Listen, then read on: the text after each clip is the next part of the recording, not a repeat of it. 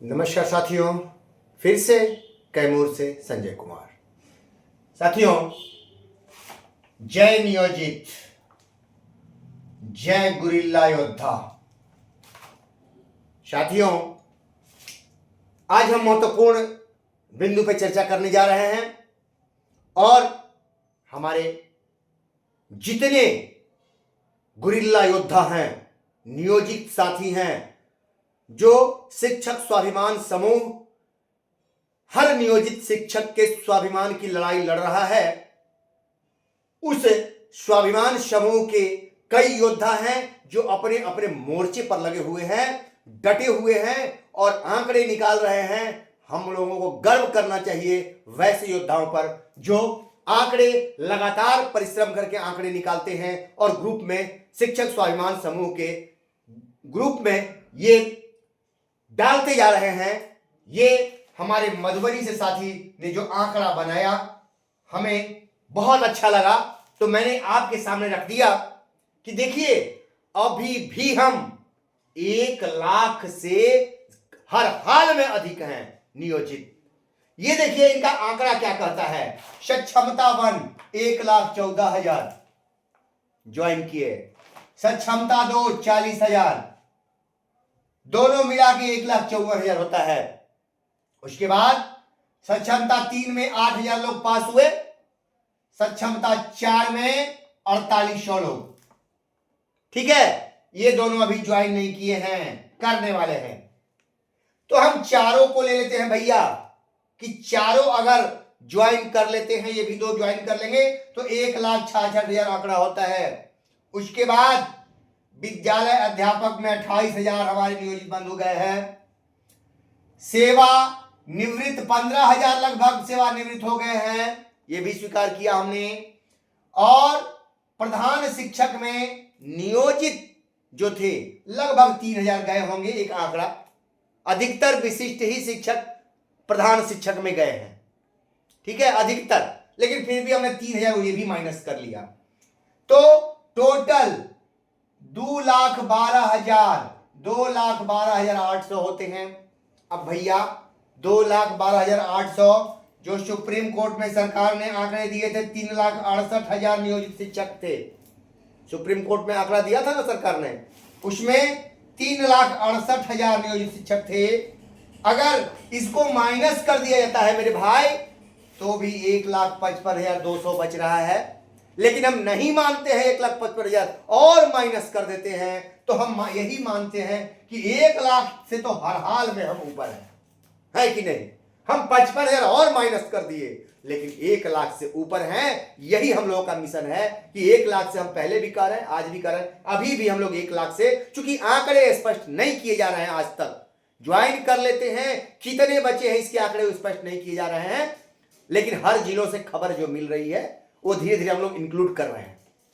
ठीक है, तो ये आंकड़े हैं भैया। दूसरा पॉइंट महत्वपूर्ण है, नियोजित शिक्षक भाई और बहनों से अपील है मेरा, संजय कुमार कैमूर और हमारा पूरा शिक्षक स्वाभिमान समूह, गुरिल्ला योद्धा, सारे नियोजित शिक्षक भाई बहनों से अपील है, मैं हर रोज परिश्रम करके नई नई चीजों को निकालते रहता हूं, जिससे हम मजबूत हों, हमारे हौसले बुलंद हों, हम ये ना सोचे कि हम कमजोर हैं।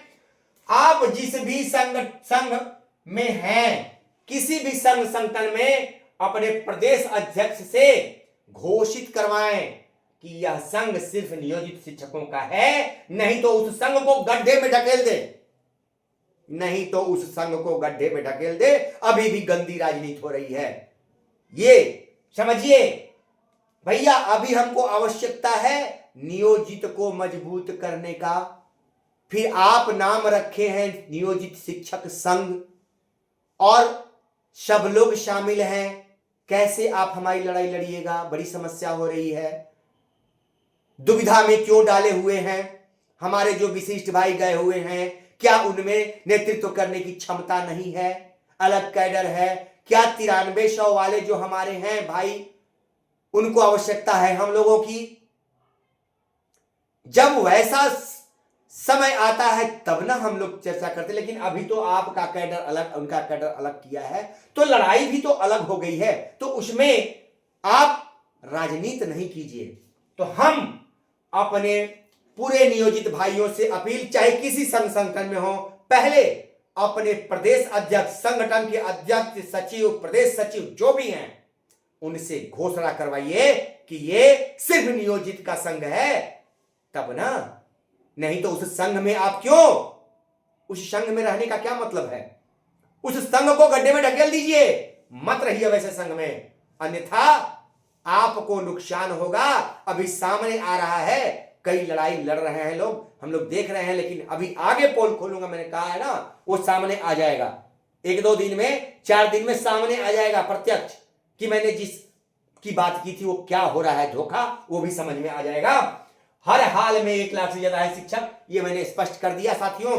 ये महत्वपूर्ण, जितने भी नियोजित शिक्षक भाई बहन हैं पूरे बिहार में, किसी भी संघ से आप जुड़े हो, कोई दिक्कत नहीं है, लेकिन एक बार उस संघ के अध्यक्ष, प्रदेश अध्यक्ष और जो भी हैं, उसमें सर्वे सर्वा उनसे कहिए कि ये सिर्फ नियोजित शिक्षक का संघ है, ये घोषित करवाइए।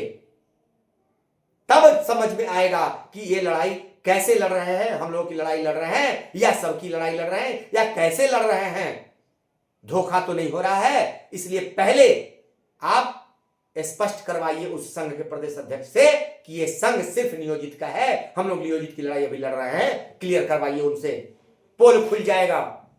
आप नियोजित भाई, फिर अगर जिनको संघ की डफली पिटनी है वो पिटते रहे, कोई दिक्कत नहीं है, जहां है वहां खुश, हम भी जहां है वहां खुश, हम नियोजित अच्छे।